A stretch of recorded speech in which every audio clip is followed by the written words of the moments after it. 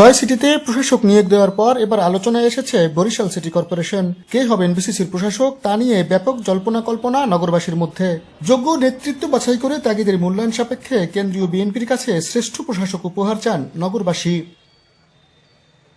বর্তমানে যে আমাদের সিটি কর্পোরেশনের সমস্যাগুলো, এটা সবচেয়ে বড় মেধা এবং টেকনিক্যালি কাজ যারা বোঝে। আমাদের নগর উন্নয়নের স্বার্থে প্রশাসক দিয়ে হোক নির্বাচনের, তবে তড়িৎগতিতভাবে নির্বাচনের মাধ্যমে করাটাই উত্তম। অভিজ্ঞ এবং বিচক্ষণতার সহিত সৎ যোগ্য একজন নগরবাসীর নগরকর্তা প্রয়োজন বলে মনে করি। দুর্দিনে যারা রাজপথে সবসময় চলিয়ে গেছে, আমরা তাদের মুখ দেখতে চাই মেয়র হিসেবে। যারা যারা মেয়র চাইতে আছে বা যারা যারা নেতৃত্ব চাইতে আছে তাদের সবাইকে ডাকুক, সবাই ডাকিয়া তার মধ্যে যে যোগ্য প্রার্থী, যে যোগ্য হয় তারই বাইছে দেব প্রধানমন্ত্রী বর্তমান তারেক রহমান। দুর্নীতির বাইরে যে লোকটা থাকবে, যে কাজ করতে যাবে জনগণের জনবান্ধব, এরকম একটা লোক দরকার। এদিকে দীর্ঘদিন অপেক্ষায় থাকা মেয়র মনোনয়ন প্রত্যাশীরা প্রশাসক পদ পেতে কেন্দ্রের সাথে যোগাযোগ শুরু করেছেন। প্রার্থিতা ঘোষণা দিতে ইফতার মাহফিলের মধ্য দিয়ে সেই আভাসই দিচ্ছেন অনেকে।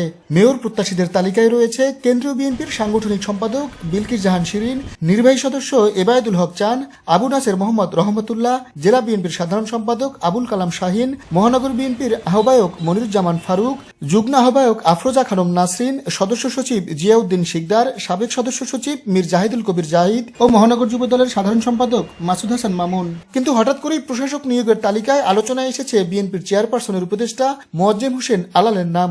দলের দুঃসময়ের ত্যাগের মূল্যায়ন চেয়ে কেন্দ্রের সিদ্ধান্তের দিকে তাকিয়ে তারা। একজন সরকারি কর্মকর্তা যে কাজ করতে পারেন তার চেয়ে বেশি অনেক মানে কি বলে, একজন রাজনৈতিক নেতা, একজন জনপ্রতিনিধি, সে জনগণের অনেক বেশি ভালো সার্ভিস দিতে পারবে। এই কারণেই প্রশাসক দেওয়ার চিন্তা ভাবনা হয়েছে এবং অনেক জায়গায় হয়েছে। আমার কথা হচ্ছে যে দলের যেটা সিদ্ধান্ত হবে সেই সিদ্ধান্তের বাইরে তো আর আমি যাব না, এবং আমি মনে করি দল এখানে মানে চমৎকার বিবেচনা প্রসূত সিদ্ধান্ত দিবে। তার মধ্যে থেকে যেই এখানে আসুক তার প্রতি আমাদের সবার সমান সহযোগিতা থাকবে। তৃণমূলের নেতা কর্মীদের সঙ্গে যেই নেতাদের সম্পর্ক নাই, সেই নেতারা যদি কোনো দায়িত্বশীল পদে আসে তাহলে সেটা দ্বারা দল ক্ষতিগ্রস্ত হয়। তারপরে দলের বৃহত্তর স্বার্থে দল অনেক সময় অনেক সিদ্ধান্ত নেয়। যেহেতু আমরা দল করি, সেহেতু দলের বৃহত্তর সিদ্ধান্ত, বৃহত্তর সুবিধা অসুবিধা সেটা আমাদের খেয়াল রাখা উচিত। এই যত নির্বাচন হয়েছে, আব্দুর রহমান প্রেসিডেন্ট সাহেবের যখন নির্বাচিত হয়েছে, জিয়াউর রহমান সাহেবের, সে যখন হানা ভোট হয়েছে, সেই হানা ভোটে আমি অংশগ্রহণ করছি এবং কর্মী হিসেবে কাজ করছি। যখন রাষ্ট্রপতি নির্বাচন হয়েছে, সেই নির্বাচনের আমি বরিশাল শহরের দায়িত্ব নিচ্ছি। পরবর্তী সময় ৭৯-তে যখন আব্দুর রহমান বিশ্বাস সাহেবের পার্লামেন্ট নির্বাচন হয়েছে, সেই নির্বাচনে আমি প্রধান নির্বাচনী এজেন্ট ছিলাম। ৯১ সালে আব্দুর রহমান বিশ্বাস সাহেবের প্রধান নির্বাচনী এজেন্ট ছিলাম। পরবর্তী সময় আব্দুর রহমান বিশ্বাস প্রেসিডেন্ট হওয়ার পরে মুজিবুর রহমান সরওয়ার যেই কটা নির্বাচন করছে, সব কটা নির্বাচনে আমি প্রধান নির্বাচন দায়িত্ব পালন করছি এবং সুষ্ঠুভাবে সুন্দরভাবে নির্বাচন পালন করছি। ওই বরিশাল শহরেই আমার বেড়ে ওঠা, সুতরাং বরিশাল নেতা কর্মীদের একটা প্রত্যাশা আছে, আর আমার তো অবশ্যই দলের কাছে একটা প্রত্যাশা থাকতেই পারে, যেহেতু দলের দুঃসময় দলের প্রতিটা কর্মকাণ্ডে আন্দোলনের সংগ্রামে রাজপথে ছিলাম, সেখানে অবশ্যই দলের কাছে আমার একটা প্রত্যাশা আছে। জনগণের চাহিদা অনুযায়ী কাজ করতে পারবে, জনগণের সুবিধা সব বুঝবে, এই ধরনের লোক দিলে মনে হয় তোমার সিটি কর্পোরেশন ভালো হবে।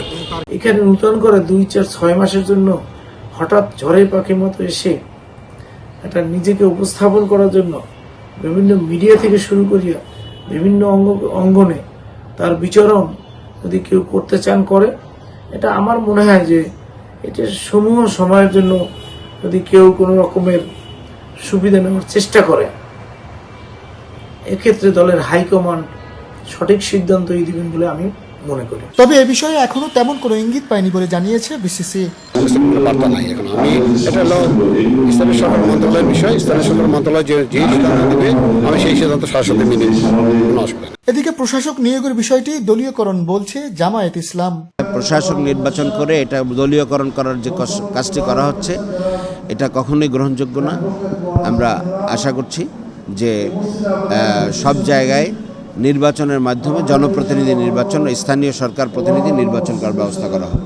ঈদের পরপরই স্থানীয় নির্বাচন হবে বলে ধারণা দিয়েছেন জ্যেষ্ঠ নির্বাচন কর্মকর্তা।